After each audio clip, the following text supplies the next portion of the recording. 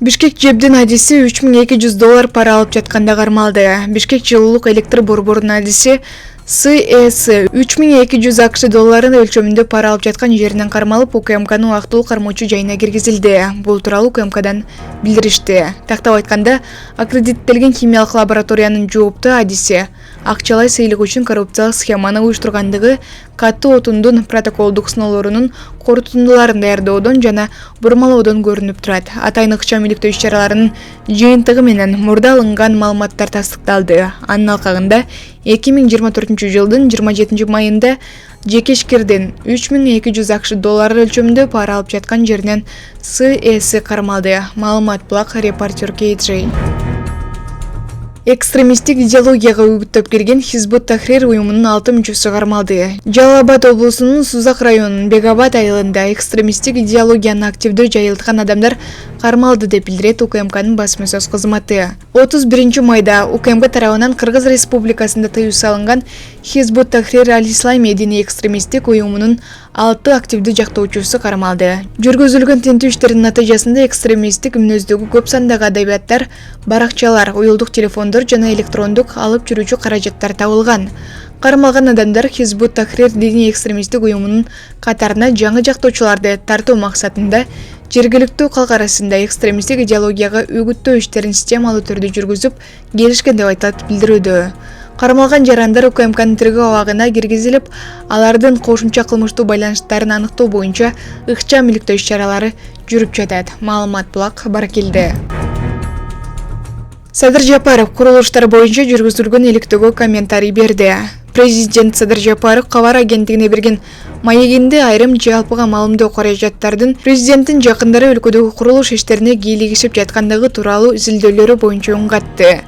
Ал өкмөттүк басылмаларга андай медиаларга жооп берип убактыңарды коротпогула деп буйрук бергенин айтып, андай ойдон чыгарылган жалган иликтөөлөргө көңүл буруштун кереги жок экенин белгиледи. Мейли эми акыркы жолу мен өзүм жооп берип коеюн. Мындан кийин андай оозуна ээ боло албагандарга жооп бериштин да кажети жок, көңүл да бурбаш керек.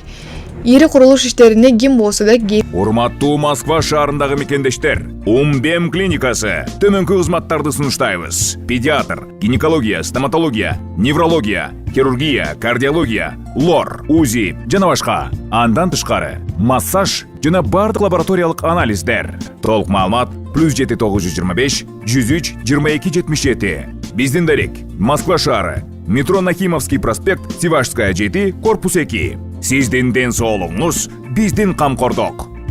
Катышсын, эшик ачык. Ошол эле Баткенде курулган үйлөрдү жеке компаниялар ар бирин 5 миллион 800 миң сомго курабыз деп келишкенде бул сумма кымбат деп баш тартканбыз. Аманат компаниясы болсо 91 үйдү 3 миллион 300 миң сомдон куруп беришти. Башка 33 компаниядагы айлалары кеткенде ушул эле суммага макул болушту. Ошентип Баткенге курулган 400дөн ашык үй 3 миллион 300 миңден бүтүп калды. Мамлекеттин канча деген акчасын үнөмдөп калдык. Ал эми мамлекеттик ипотекалык компанияга салынып жаткан үйлөрдү Кыргыз курулуш сервис куруп жатат. Бул компания 100% мамлекеттик компания. Мындан сырткары Аманатстрой компаниясында куруп жаткан курулуштар бар. Жалал Абадта Best House Grant жоопкерчилиги чектелген компаниясы дагы 1 чарчы метрин $650 под ключ куруп бергенге макул болушуп куруп жатышат. Жакында өзгөнгө да 5 гектар жерге курулуш иштери башталат. Дагы бир курулуш компаниясынын аты эсимде жок, аларда ушундай эле шартта курууга макул болушуп келишим түзүү алдында турат. Башка калуучу компаниялар келсе, МИКтин эшиги ачык. Ошол эле сындап жаткан жалпыга маалымдоо каражаттарынын өкүлдөрү же жакындары да келсин. Аларга да курулуш ишин аткарууга объект бергенге даярбыз. Баарына шарт бирдей, 1 чарчы метрин $650 под ключ куруп бергенге даярбыз деген компаниялардын баарына эшик ачык. Бирок бир күрөгү жок компания келсе, албетте кабыл алынбайт. Мурда курулуш куруп жүргөн курулуш техникалары бар компаниялар болушу шарт, деди президент. Садыр Жапаров мамлекеттик ипотека компания аркылуу бүткүл өлкө боюнча курулуштар башталарын билдирди. Келишсин, баарына иш беребиз, бирок бул суммага эч ким келбейт. Мен чоң курулуш компанияларынын жетекчилерин кабыл алгам.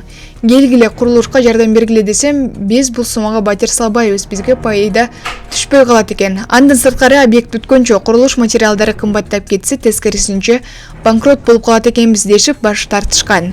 Ошондуктан жогоруда аталган компанияларды суранып салдырып жатабыз. Дагы бир жолу кайталайм, суранып. Алар $650 под ключ салып МИКке өткөрүп беришет. Ал эми МИК үстүнө өзүнүн кошумча наркын кошуп, элге 20-25 жылга ипотекага берет. Куруучуларга талаптар каттуу, эптебели бир нерсе кылып, андан мындан үнөмдөп тапшырып кетем деген максаттары болсо, ал ишке ашпайт. Курулуш башталгандан бүткөнгө чейин көзөмөлдөө болот. Бүткөндөн кийин дагы комиссия түзүлүп, текшерилип, өткөрүлүп алынат. Анан элге берилет. Панелдик үйлөрдү салууга уруксат бербейбиз. Темир бетон каркас болушу кажет. Сейсмикалык туруктуулугу биз үчүн өтө маанилүү. Курулушка катышам деген калоочу компаниялар болсо келе берсин. Айрыкча ушул жалганчы сынчылардын тааныш компанияларын чакырат элем. Келип өздөрүн көрсөтүрсүн. Колдорунан иш келер бекен көрөлү. Тили сайрагандай болуп колдорунан бир нерсе келер бекен. Ай ким билет, колдорунан эч нерсе келбейт. Мындайларды турмушта далай эле көрдүк го, деди өлкө башчы. Маалымат булак баракелде.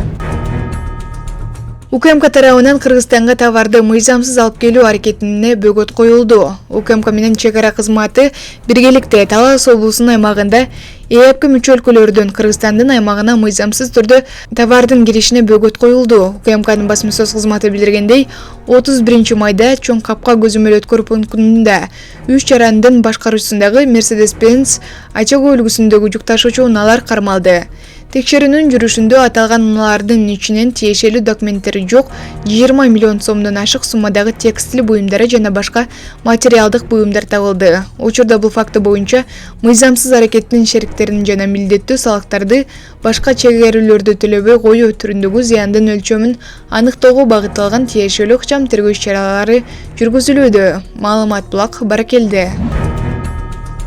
Жалал Абадта жол курууга бөлүнгөн акча каражатын кымырган кызмат адамдарына кылмыш иши козголду. Жалал Абад областынын Чалткал районунун прокуратурасы тарабынан мамлекеттик сатып алуулар жөнүндө мыйзамдын талаптарынын аткарылышы боюнча текшерүү жүргүзүлдү. Бул тууралуу башкы прокуратурадан билдиришти. Маалымдалгандай, анда 2022 жылы Самыр айыл өкмөтүнүн Чаткал райондук өнүктүрүү фондунун жана Ч жоопкерчилиги чектелген компаниясынын кызмат адамдары өз кызмат абалынан пайдаланышкан.